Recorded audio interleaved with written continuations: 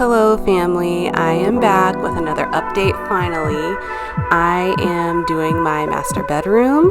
Right here I am touching up the wall molding that we're doing, and this video is going to be all about how we did the wall molding. I plan to do a series to transform my master bedroom finally, and hopefully that will keep me accountable because this is a 2-year ongoing project. But right here I am just touching up the molding on this wall. We had it done professionally, and I say that with air quotes because they did a horrible job, and after that experience I was like, I'm just gonna end up doing the rest myself. So early in the video I was touching up the paint after I had caulked and fixed all the imperfections that were left from the professional. So this is the wall that we plan on doing next. This is what it looks like right now. So step number 1 is trying to figure out what pattern I want on this wall. It's not going to match the other wall because this wall has 2 windows. I do know I want a huge piece of artwork on this wall and or mirror. So I'm going to use tape to tape out the pattern that I want on this wall based on the concept that there will be a huge piece of artwork in the middle. So right here I am using masking tape, and I did that purposefully because I kind of wanted to see what it would look like, because masking tape kind of blends in with the walls, and the molding is going to be the same color as the wall, so it's going to kind of blend in. I plan on painting the entire room, possibly black, but we're going to see what this will look like. So this is what I ended up with. There's 3 boxes. I hope you guys can see. I know the tape is not the easiest to see, but the 2 little blue marks of tape will represent the artwork that is going to go in that space. I am planning for maybe a 47 by 60 inch canvas possibly, so I'm going to tape that out further with some blue tape. But this is another view of the wall. The smaller boxes on the sides, I'm thinking maybe possibly adding some wall sconces there to kind of frame the artwork. But yeah, this is what it's looking like. So step number 1 done.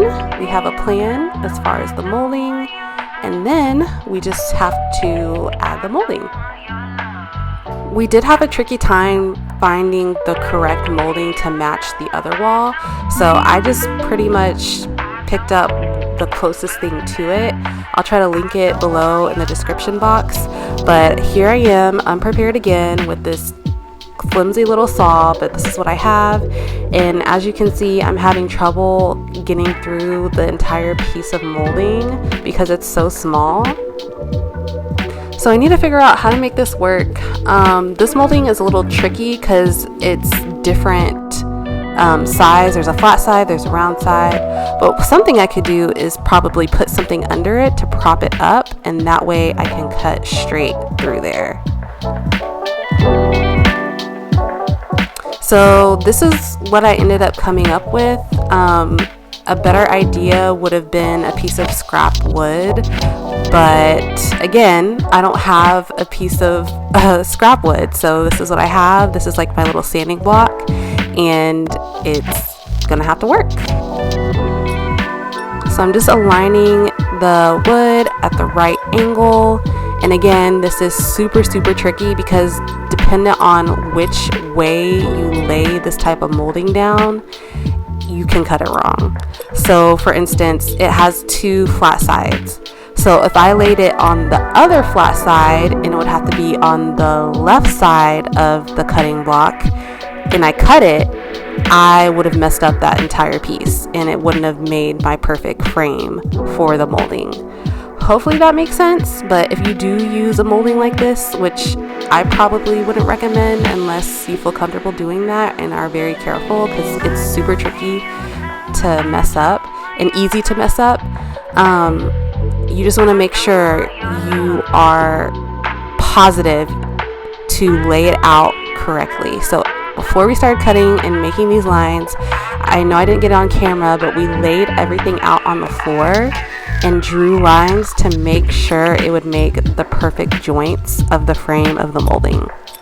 Hopefully that helps and that makes sense.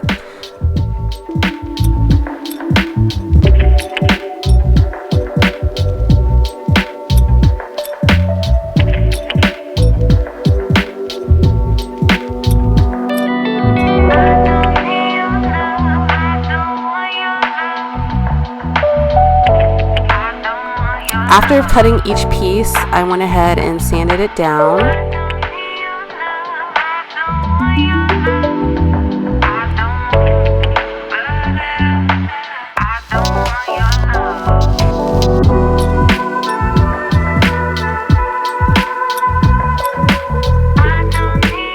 So now that we have all the molding pieces cut, my partner in crime is helping me apply them to the wall. We used a nail gun, and we're just pretty much taking down the tape right before we place each molding, so we know exactly where it's going.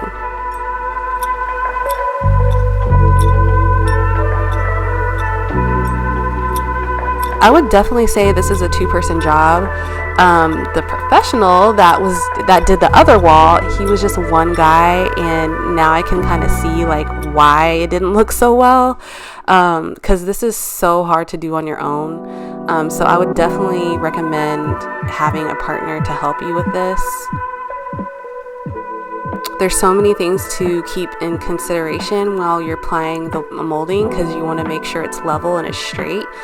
Because these pieces of molding are so thin, it's easy for them to kind of curve and bow. So I was holding the leveler as he was nailing the pieces in, and so that kept our lines pretty straight. In case you guys are wondering, our walls are textured, and I realized that typically wall moldings and feature walls, things like that, are on flat walls, and that's typically preferred, but I don't really care. So I didn't really feel like our walls needed to be smoothed down in order for me to enjoy this look. So here we are. We're just doing it on the walls that we have, which are lightly textured, and I think everything is just turning out fine.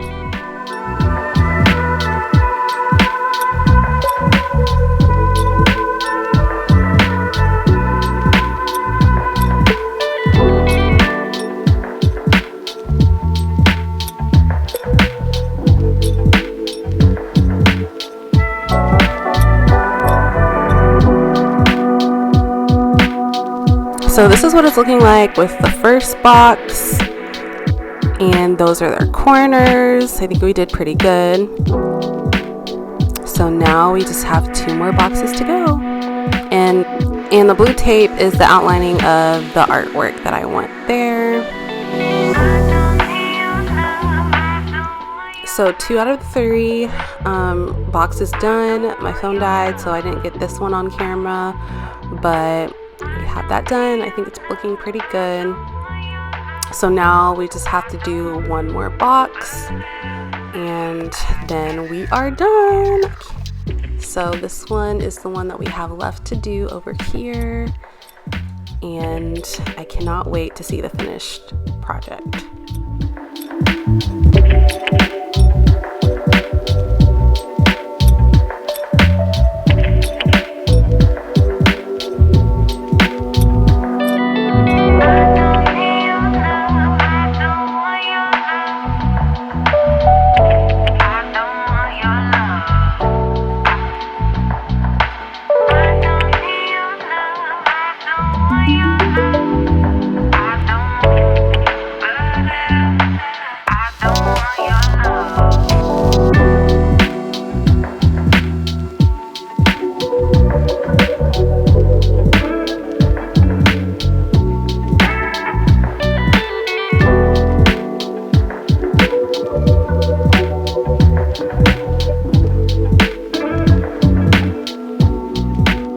So we've hit our first dilemma.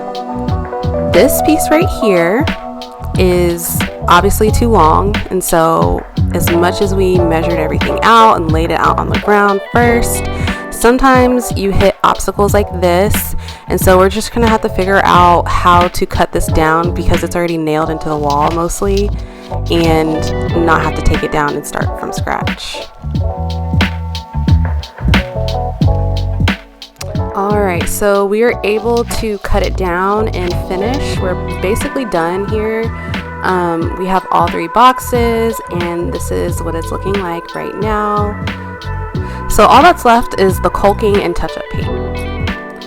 But this is what it's looking like as a whole with both walls and the molding. Excuse the unmade bed, I am doing laundry. So this is what my room looks like. This wall has not been done, but I don't know if I'm going to do that wall. We'll see. But this is the molding on the first wall, and I think it looks pretty complementary to this wall. I don't know. You guys tell me what you think. So now for the more tedious part of it. So we just need to fill in these little nail holes right here with caulk, and then also each molding has to be finished with caulk. So this is what I'm using for the caulk. It's fast drying, and that's what I used on the other wall. So here it is. So this part is pretty easy. I'd say it's a one-person job. I finished both walls of the molding myself. So you're just filling in each corner of the molding and then going in with your finger to smooth it out. You want to make sure your nails are cut down to get the best look. And so I'm just going down each molding. It's a little tedious, but you definitely want it to be polished and finished.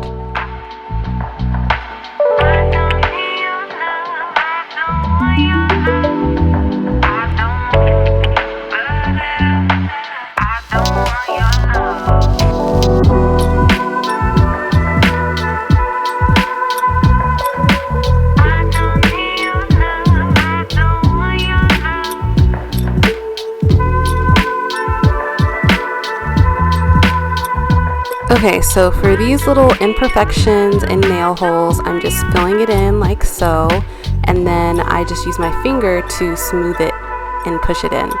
And so I'm doing this with the intention of having to go back and do several layers to fill in the hole and make it look as smooth as possible.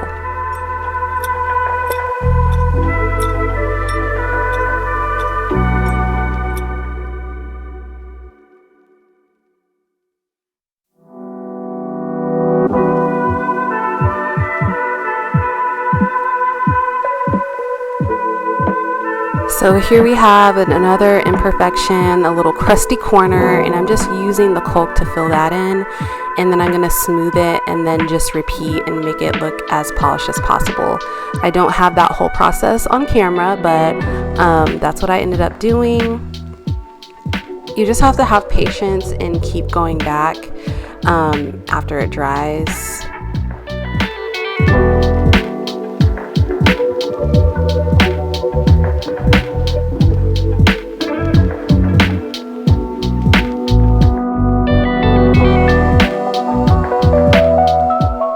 Nail holes that I'm doing here, and then some of the nail holes I've already done because the excess from the corner, I just use that to kind of smooth inside the holes and add a layer.